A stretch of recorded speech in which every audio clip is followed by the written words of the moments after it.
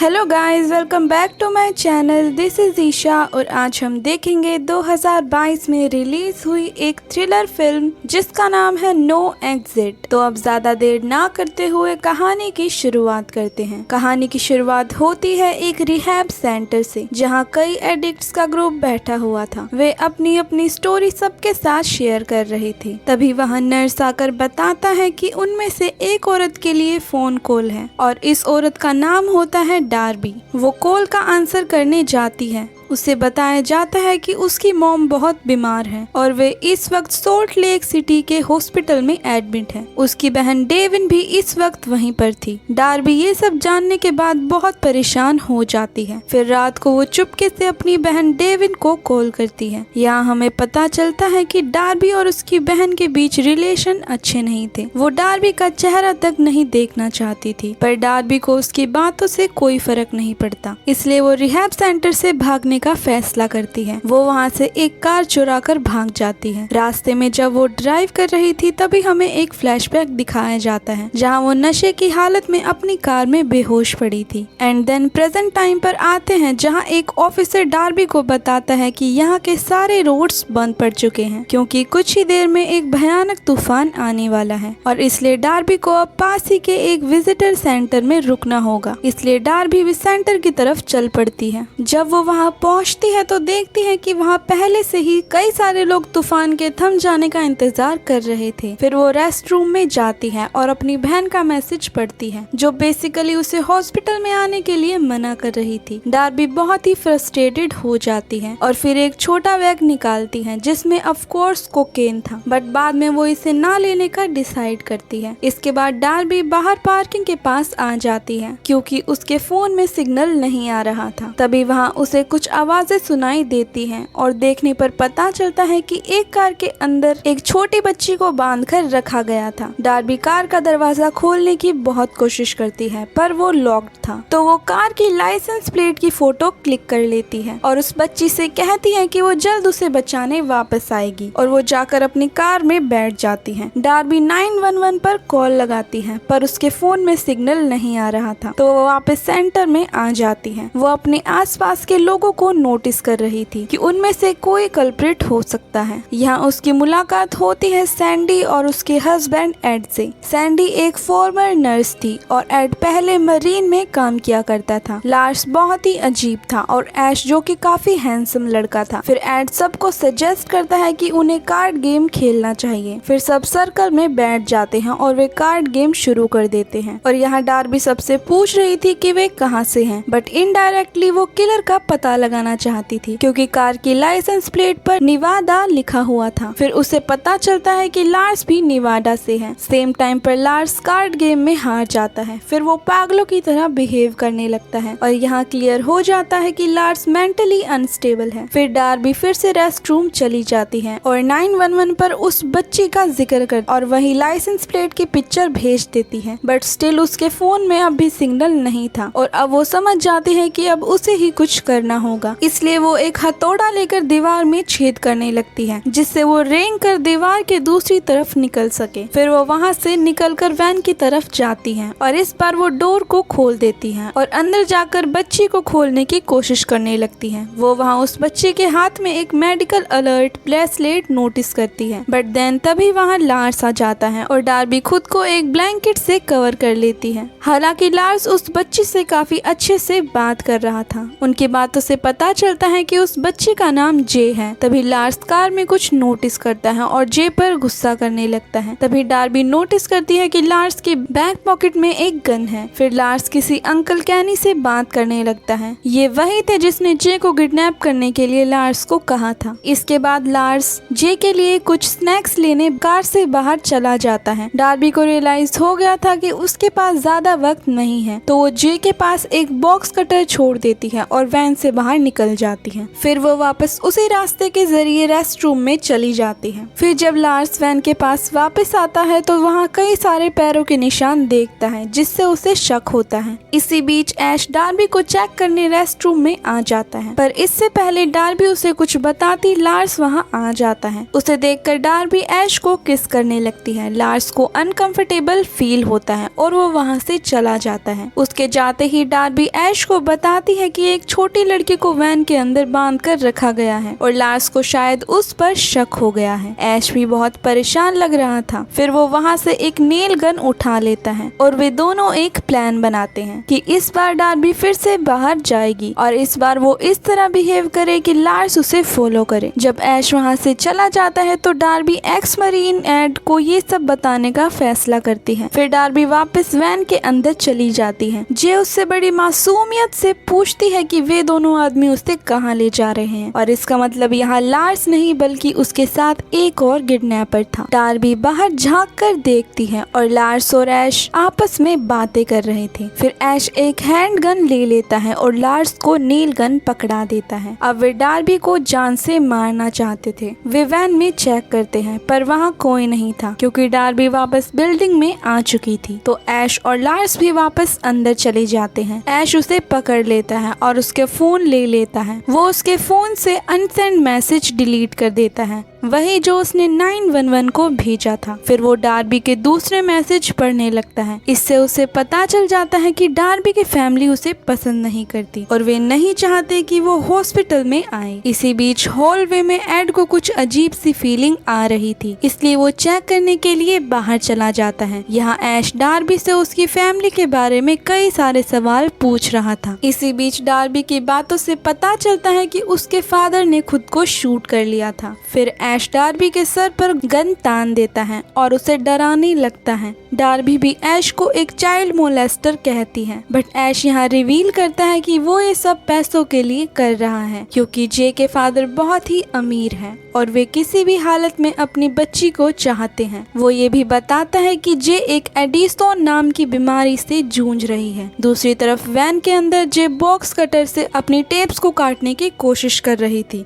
तभी वहाँ add a जाता है और वैन का डोर खोलने की कोशिश करने लगता है, बट यहाँ पता नहीं किस रीजन से जे कुछ भी नहीं बोलती। वापस ऐश और डार्बी पर आते हैं जहाँ अचानक से रेस्ट रूम में सैंडी आ जाती है। वो डार्बी से अकेले में कुछ बात करना चाहती थी। सैंडी के जाते ही ऐश डार्बी को बुरी तरह से डराने लगता है कि अगर उसने किसी को भी इस बारे में बताया तो वो सबको मार डालेगा और इसलिए डार्बी सैंडी को कुछ नहीं बताती। हालांकि सैंडी को पहले ही एहसास हो जाता है कि डार्बी झूठ बोल रही थी। फिर डार्बी एकदम से टॉपिक चेंज कर देती है और वो बताती है कि उसकी माँ को ब्रेन एन्यूरिज्म है और अब वो कितने दिन या कितने साल जी सकती है। फिर वे दोनों वापस हॉल में आ जाती हैं। डार्बी तो चुपचाप आकर बैठ जाती है। उसके चेहरे पर डर साफ दिख रहा था। अब कुछ देर बाद डार्बी नोटिस करती है कि जे ने खुद को फ्री कर लिया है और वो वैन से भी बाहर आ चुकी है। हालांकि ऐश और लार्स भी जे को नोटिस कर लेते हैं, तो इसलिए लार्स जे के पीछे जाता है। अब तक एड और सैंडी को अंदाजा भी नहीं था कि यहाँ क्या चल रहा है। फिर डार्बी भी रेस्ट रूम में चली जाती है और ऐश भी उसका पीछा करते हुए वहाँ पहुँचता है। यहाँ वही होता है जो इस वक्त हम सोच रहे थे। वे दोनों अंदर आते ही लड़ाई करने लगते हैं, पर यहाँ ऐश डार्बी से काफी स्ट्रॉन्ग था तो वो उसे चौक करने लगता है। बट लकीली तभी वहाँ लार्स आ जाता है जिस कारण ऐश रुक जाता है, वरना डार्बी तो अब मरने ही वाली थी। लार्स उसे आकर बताता है कि जे भाग चुकी है और उन्हें जाकर पहले उसे ढूंढना चाहिए। फिर वे दोनों डार्बी को उनके साथ चलने के लिए फोर्स करते हैं। फिर वे जे को ढूंढना शुरू कर देते हैं, पर डार्बी उन दोनों के साथ नहीं देना चाहती थी, तो वो टॉर्च को उनकी आंखों की तरफ कर देती है जिससे वे कुछ देर के लिए नहीं देख पाते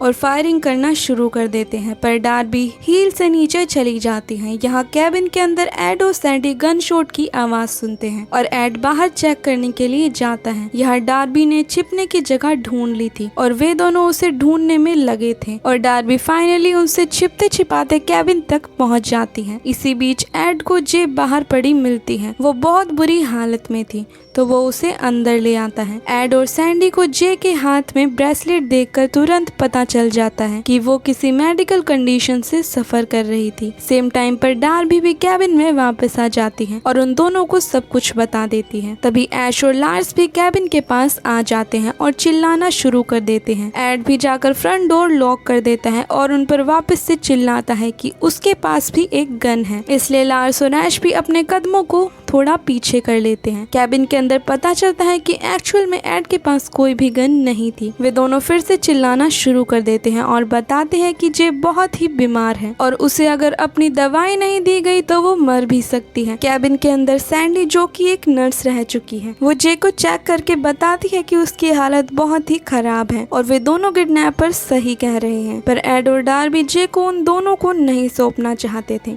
तभी डार्बी रिवील करती है कि उसने किडनैपर्स की कार की चोरी कर ली है और ये शायद उनके लिए एक अच्छा मौका था। तो एड चिल्लाकर उन्हें कहता है कि वे मेडिसिन के बदले उनकी कार की उन्हें वापस दे देंगे। ऐश और लार्स वापस अपनी वैन के पास चले जाते हैं और यहाँ रिवील होता है कि उनके पास कोई भी मेडिसिन नहीं थी। इसके बदले उनके पास एक गैस कैन थी, जिसका मतलब शायद अब वे घर को आग लगाना चाहते थे। कैबिन के अंदर एड डार्बी को कार कीज छिपाने के लिए कहता है कि अगर किडनैपर्स ने उन्हें मार भी डाला तो वे यहाँ से बाहर नहीं निकल पाएंगे। फिर वे दोनों गैसोलीन को पूरी बिल्डिंग के आसपास छिड़कने लगते हैं। सैंडी भी बहुत डर गई थी तो वो एक पेपर स्प्रे निकाल लेती है। इन सब हालातों के बीच जे की आंखें खुल जाती हैं। वो उठते ही सैंडी का नाम लेती है और यहाँ पता चलता है कि जे और सैंडी एक दूसरे को पहले से जानते थे। फिर हमें एक फ्लैशबैक दिखाया जाता है जहाँ सैंडी जे के घर में एक मेड के रूप में काम किया करती थी। हमें ये भी दिखाया जाता है कि सैंडी की आंखों के सामने ही किडनैपर्स जे को पकड़ ले जा रहे थे, बट सैंडी उसे बचाने की बिल्कुल भी कोशिश नहीं कर रही थी। हमें ये भी दिखाया जाता है कि सैंडी ऐश से फोन पर बात कर रही थी। यहाँ ऐश उस पर चिल्ला रहा था कि वो जे की मेडिसिन अब तक नहीं ला पाई है क्योंकि उनके बिना जे मर भी सकती थी।